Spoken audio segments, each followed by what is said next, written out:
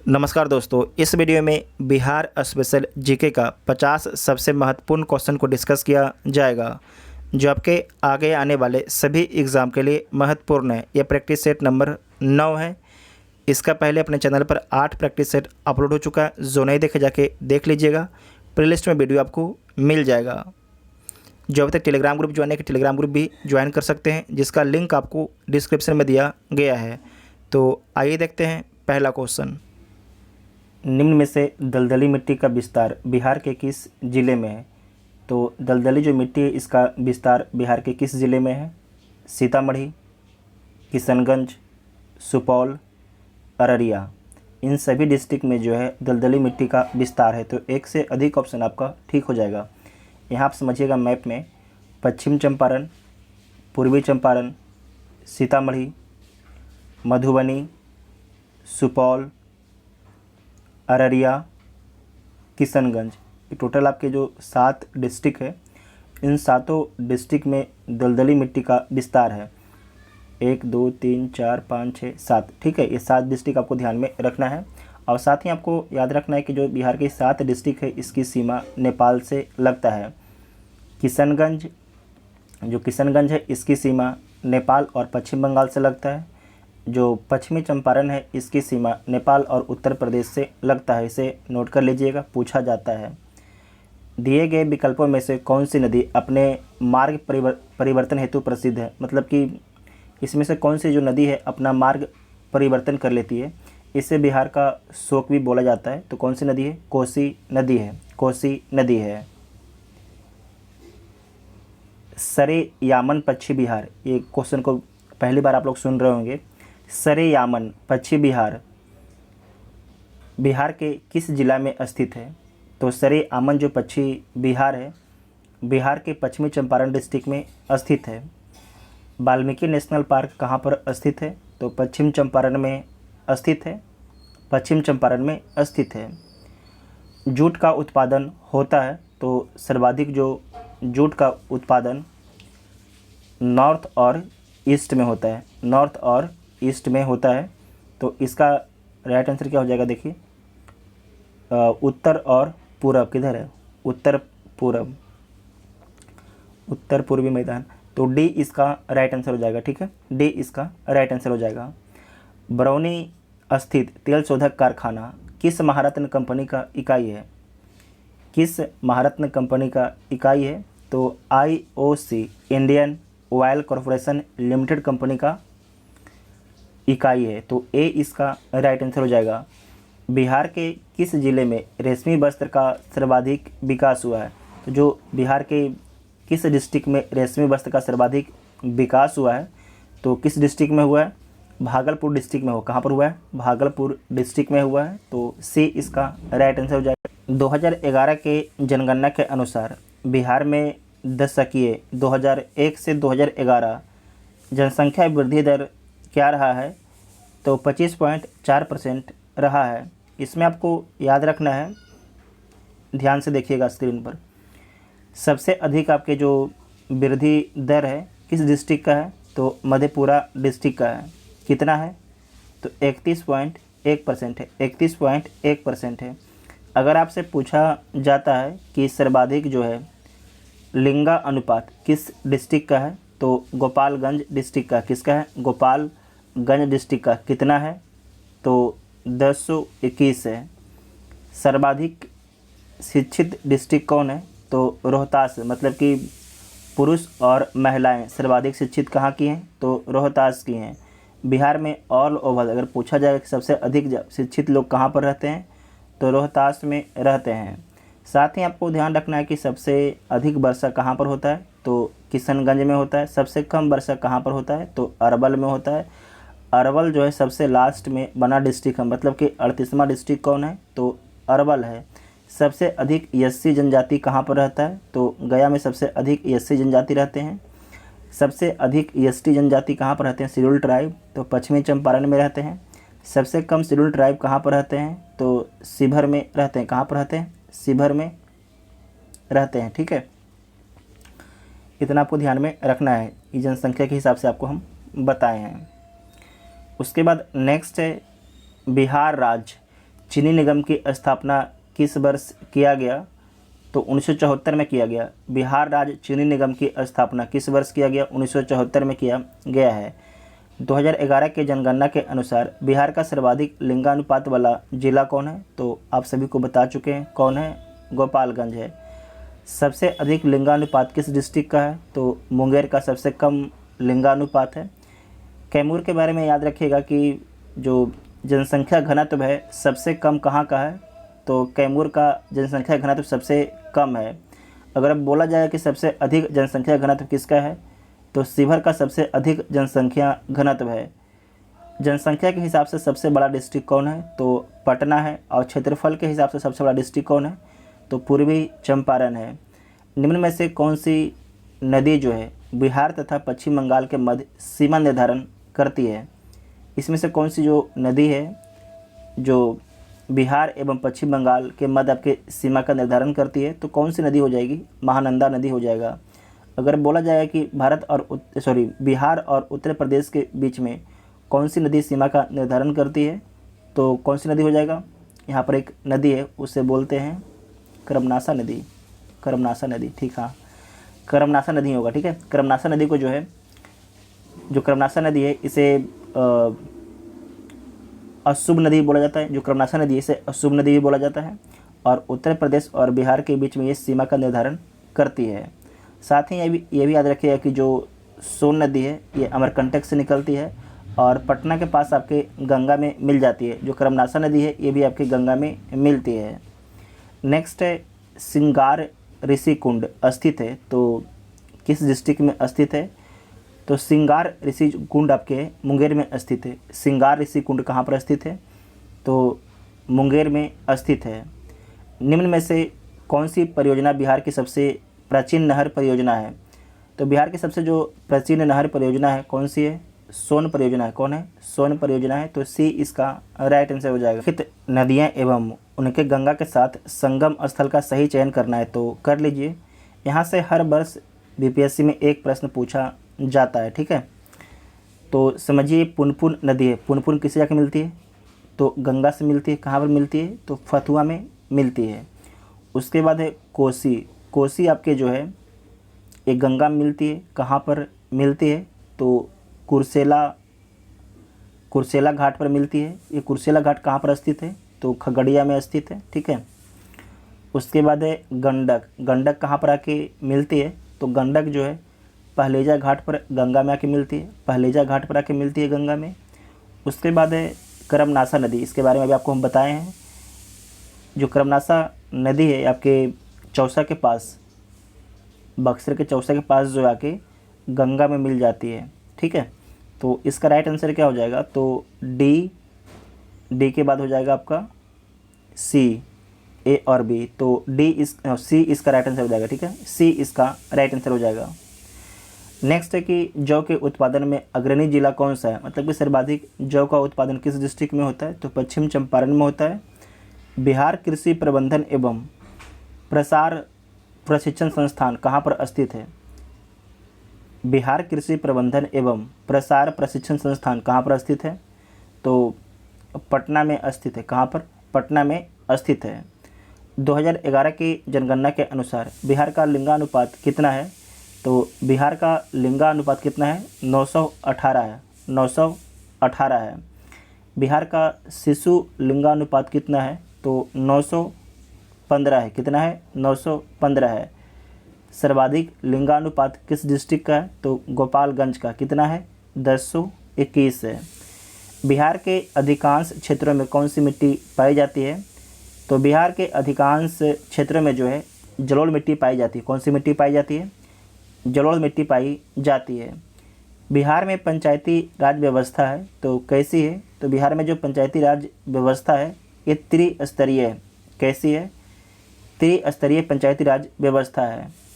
पंचायत चुनाव कराने का निर्णय किसके द्वारा लिया जाता है? जो पंचायत चुनाव होता है इसे कराने का निर्णय किसके द्वारा लिया जाता है? तो राज्य सरकार के द्वारा लिया जाता है।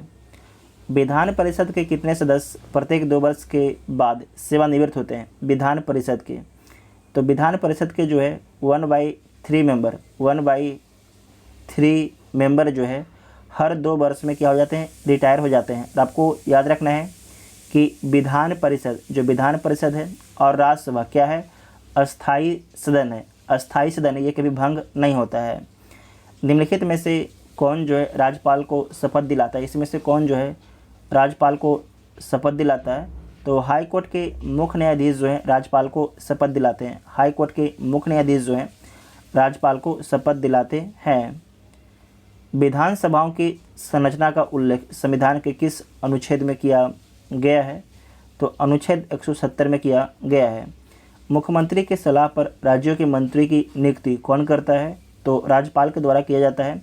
मुख्यमंत्री के सलाह पर जो है राज्यों की, जो राज्य के मंत्री हैं उनकी नियुक्ति, ठीक है।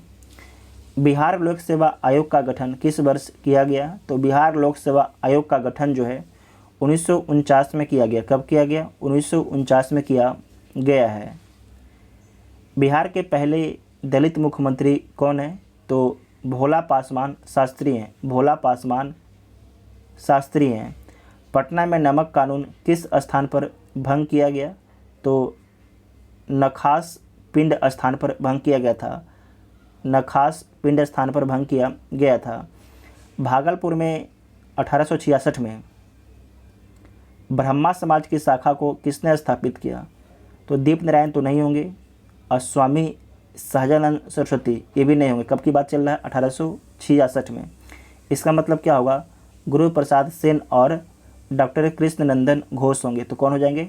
डॉक्टर कृष्णनंदन घोष हो जाएंगे। तो बी इसका राइट आंसर हो जाएगा। बिहार में महत्वपूर्ण संत मखदूम सफुउद्दीन याहिया मनेरी किस सिलसिले से संबंधित थे? इनका संबंध जो किस सिलसिला से था?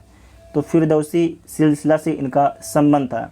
जो देखिए बीपीएससी है, बीपीएससी के बारे में आपको ऑप्शन के बारे में एक चीज़ बता दें, तो जो ज़्यादातर ऑप्शन होता है बी या सी होता है। ज़्यादातर जो ऑप्शन होता है बी या सी। जिनको मैथ नहीं आता है, जिस भी स्टूडेंट को मैथ नहीं आता है, उनको कुछ आता ही नहीं मैथ के बारे में, तो क्या करेंगे? या तो बी ऑप्शन लगाएंगे या तो सी ऑप्शन लगाएंगे। 10 को 10 क्वेश्चन रखना है बी या तो सी। अगर देखिए 10 को 10 क्वेश्चन अगर बी या तो सी, मतलब सिर्फ एक ऑप्शन रखना है, या तो बी रख दीजिए या तो सी रख दीजिए, तो मिनिमम आपका 2 सही होगा और मैक्सिमम आपका 4 सही होगा, ठीक है। तो जिनको मैथ नहीं आता है तो इसका फॉलो कर सकते हैं, क्योंकि इस पर हमने ध्यान दिया था एक बार कि जो ज़्यादा कौन सा ऑप्शन आपके जो मैथ का सवाल में पूछा गया है, तो ज़्यादातर हमने गौर किया कि इसमें बी और सी आपके था, बी और सी था, ठीक है। तो जिनको नहीं आता है तो आप लोग अपना देख सकते हैं। किस मुग़ल शासक ने राजकुमार अजीम को बिहार का सूबेदार बनाया? राजकुमार अजीम को जो है बिहार का सूबेदार किसके द्वारा बनाया गया था? तो औरंगजेब के द्वारा बनाया गया था। औरंगजेब की मृत्यु कब होता है? तो 1707 में होता है। जो औरंगजेब है इसकी मौत कब होता है? तो 1707 में होता है। जो अकबर है इसकी मौत कब होता है? तो 1605 में होता है। गया में आयोजित द्वितीय बिहार प्रांतीय किसान सम्मेलन की अध्यक्षता की थी, तो किसके द्वारा किया गया था? पुरुषोत्तम दास टंडन के द्वारा। पुरुषोत्तम दास टंडन के द्वारा बिहार प्रांतीय किसान सम्मेलन की जो पहला सम्मेलन हुआ था, इसकी अध्यक्षता किसके द्वारा किया गया था? तो स्वामी सहजानंद सरस्वती के द्वारा किया गया था। तो इसका आंसर सी हो जाएगा। बिहार में सदाकत आश्रम की स्थापना की थी। जो बिहार में सदाकत आश्रम है इसकी स्थापना किसके द्वारा किया गया था? तो मजरुल हक के द्वारा किया गया था। मजरुल हक के द्वारा किया गया था। तो बी इसका राइट आंसर हो जाएगा। किस काल में बिहार पर दिल्ली सल्तनत के सुल्तानों का निर्णायक वर्चस्व स्थापित हुआ? तो तुगलक के काल में होता है। तुगलक के काल में आपको याद होगा एक शासक है एमबीटी मोहम्मद बिन तुगलक। इनके बारे में याद रखिएगा कि जो एमबीटी हैं मोहम्मद बिन तुगलक हैं, इन्हीं के शासनकाल में एक अफ्रीका का यात्री आता है इबन बतूता। इबन बतूता, जो बतूता है इसे एमबीटी जो है मोहम्मद बिन तुगलक दिल्ली का काजी नियुक्त करते हैं। दिल्ली का काजी नियुक्त करते हैं।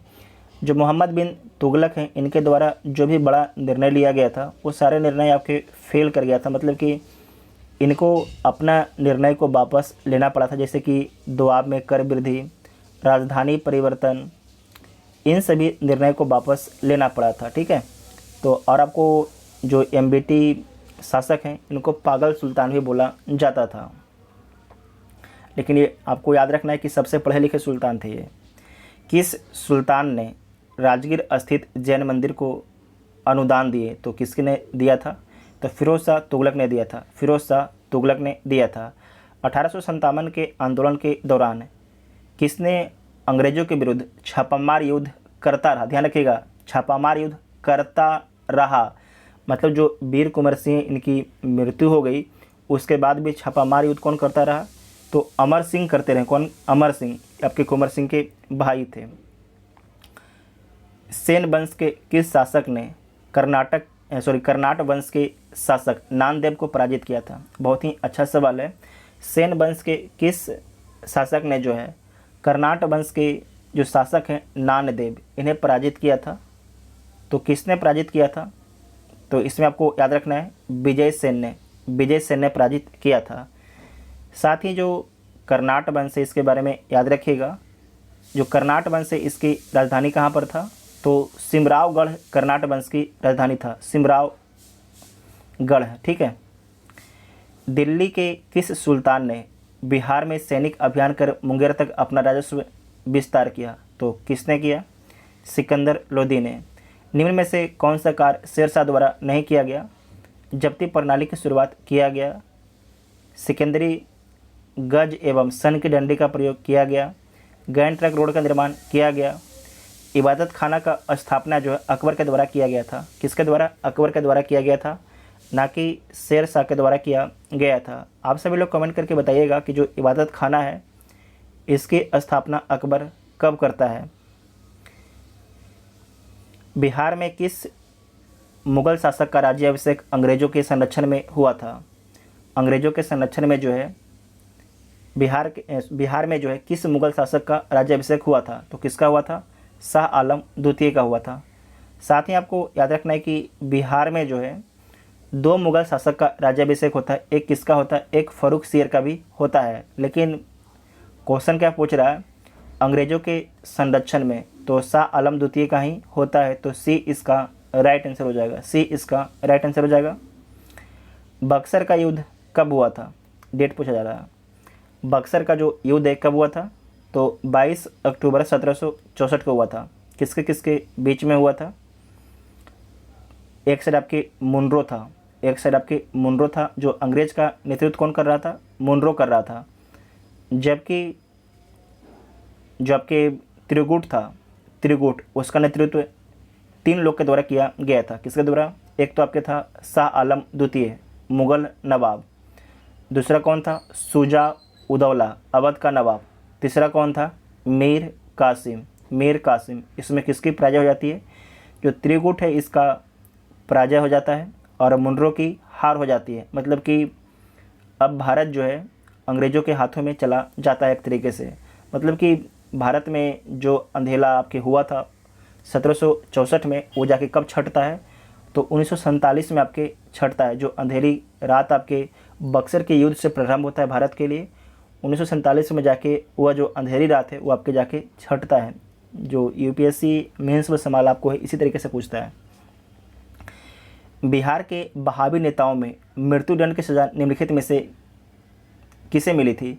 तो याहिया अली, मोहम्मद जफ़र, मोहम्मद शफ़ी को मिला था। तो एक से अधिक ऑप्शन आपका ठीक हो जाएगा, तो ए इसका राइट आंसर हो जाएगा। संथाल विद्रोह का क्षेत्र था, जो संथाल विद्रोह है इसका क्षेत्र कौन है? तो भागलपुर से राजमहल का क्षेत्र है। भागलपुर से राजमहल का क्षेत्र है। संथाल विद्रोह कब हुआ था? तो 1855-56 में हुआ था। मुंडा विद्रोह कब हुआ था? तो 1895 से 1900 तक हुआ था मुंडा विद्रोह, ठीक है। बिहार के पटना में 1857 का जन विद्रोह किसके नेतृत्व में हुआ था? तो किसके नेतृत्व में हुआ था? तो आपके हुआ था पीर अली के नेतृत्व में। किसके नेतृत्व में? पीर अली के नेतृत्व में। बालमुकुंद वाजपेयी ने किस पत्रिका का संपादन किया? बालमुकुंद वाजपेयी ने जो है किस पत्रिका का संपादन किया? तो स्वराज कथा पत्रिका का संपादन किया? बिहार में ताम्र प्रस्तर मतलब ताम्र युग के परवर्ती चरण के अवशेष कहाँ से प्राप्त हुए हैं? बिहार में जो है ताम्र प्रस्तर युग के परवर्ती चरण के अवशेष कहाँ से मिलते हैं? तो इन सारे लोकेशन से मिलता है। तो एक से अधिक ऑप्शन आपका ठीक हो जाएगा, सारण, वैशाली, सोनपुर, मनेर। ऋग्वेद में बिहार के लिए किस शब्द का प्रयोग किया गया है? तो देखिए, जो विभास पुनर्वा हमने तो पढ़ा है, तो विभास पुनर्वा में हमने देखा कि ऋग्वेद के लिए जो है कीकट और ब्रात शब्द का ही प्रयोग किया गया है, लेकिन एक जगह लिखा गया है कि जो बिहार के लोग को ब्रात भी बोला जाता था। तो इसका जो आंसर सही क्या हो जाएगा? तो कीकट हम मानते हैं कि इसका सही आंसर होगा। इसका आंसर ए भी हो सकता है। तो आप लोग के पास अगर विभास पनोरमा है तो पहला ही पेज में आप लोग नीचे में जाइएगा, जो निचला पैराग्राफ है उसे पढ़ के देखिएगा और इसका आंसर आप लोग कमेंट बॉक्स में बताइएगा। ठीक है, में से कौन सा महाजनपद बिहार के क्षेत्र में स्थित नहीं है?